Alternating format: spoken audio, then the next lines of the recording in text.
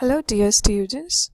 In this section of the video, I will discuss the remaining principles of effective communication. In the previous video, we have discussed 4 principles of effective communication that includes completeness, conciseness, consideration, and courtesy. Let's move on to the 5th principle of communication, that is concreteness. What is meant by concreteness? Concreteness means being specific and definite in information. It means sharing specific and definite information to your receiver, especially when you expect a specific response from your listener. Let's see how we can make our message concrete by following these guidelines. Number 1, use specific facts and figures. Whenever you share any message with your listener, always use specific facts and figures rather than general information. For example, if you are doing a practical in chemistry lab and the teacher gives you an instruction that pour some H2S. Now, if there are 5 students listening to this instruction, each one will have a different meaning of the word some. Some is not a specific word, it is general, and it can mean different for different student. Here, the need is that you need to use a specific figure instead of the word some, which can create a kind of confusion, and the teacher may not get the response that he or she desires.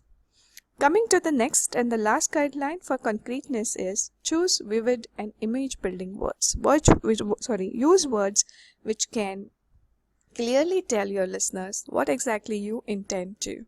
So that is what the principle of concreteness. Now moving on to the next principle of clarity. Clarity is very easy to understand.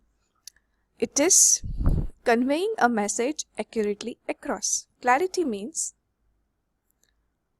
your listener understands the message the way you understand it. But getting clarity in a message is not so easy. The reason behind is each one of us have different understanding, different needs and interests, which does affect the way we understand any message.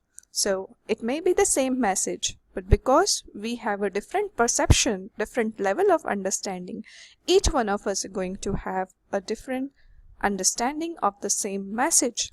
So I mean to say that to achieve clarity is not very easy, but it comes with a bit of practice and by following these simple guidelines. Number 1, use precise, concrete, and familiar words. When you want to convey something accurately to you, as you understand to your audience, make sure you're using precise and concrete and familiar words. Precise words means exactly what you want to convey. Concrete means specific and familiar to your listeners. Second, construct effective sentences and paragraphs. Clarity comes with the sentences and paragraph which are properly constructed. Okay, so that's the second guideline that one must follow for clarity in messages. Now coming to the last principle of communication, that is correctness. Correctness means first, right level of language, that is keeping in mind what level of formality one need to maintain depending on the situation and the relationship that you share with your listeners. For example, you need to be formal in a formal professional setting or semi-formal, but you can't be casual as far as formal settings are concerned. Number 2, one must take care of accuracy in facts, figures, and vocabulary that he or she is using for conveying the message. And third, one must use acceptable mechanics of writing. I hope you remember the topic that I covered on mechanics of writing. It means correct spelling, grammar, and punctuation, and use of capitalization. So one must pay attention to all these elements for correctness in messages. So together these 7 principles of effective communication help you in many ways. First thing you should keep in mind that these principles are applicable to all forms of oral and written communication. Even if you are writing an email, or you are writing a letter, an official letter, or you are giving any presentation, you must try to follow these principles of effective communication. These are applicable to all forms of oral and written communication. Second, these principles help you convey precise message.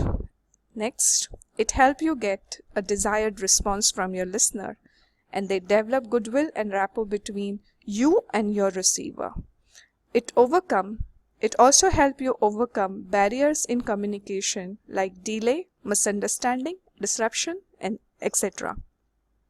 So I hope you ensure to follow these principles in your all forms of communication whenever you need to communicate, whenever you intend to achieve something out of your communication.